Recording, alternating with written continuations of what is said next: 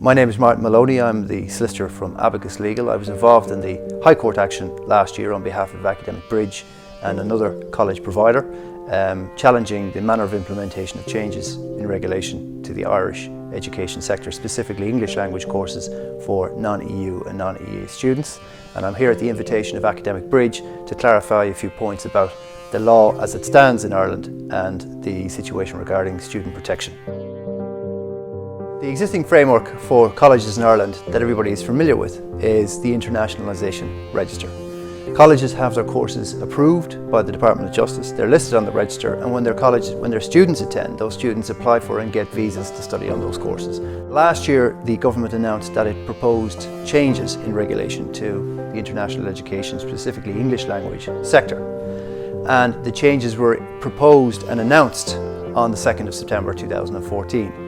The difficulty with the manner in which the government sought to implement the change was that it sought to impose the now well-known and infamous ACELS recognition and accreditation on all the colleges who wished to get visas for students travelling from outside of the EU.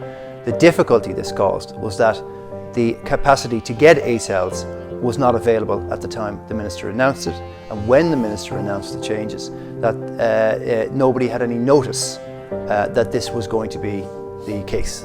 That was the final position on it without challenge. On that basis, any colleges who did not have ACELS were facing closure, and that necessitated the court action. The court action was taken by two colleges, one of which was Academic Bridge, as you know, and that challenged the manner in which the government sought to implement the changes in regulation. In essence, the case was successful because the court agreed that the manner in which the government had sought to make change was unlawful.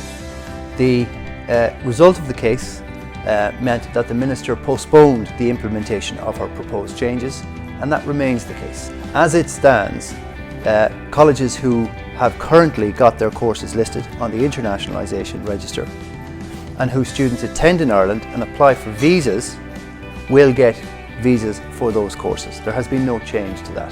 The ACELS is as it was before.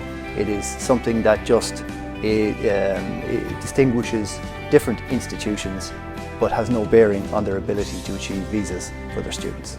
Now, what colleges have done in the meantime, in particular members of Private College Network, and I note Academic Bridge is one of them, they have organised amongst themselves the protection of students' insurance policy.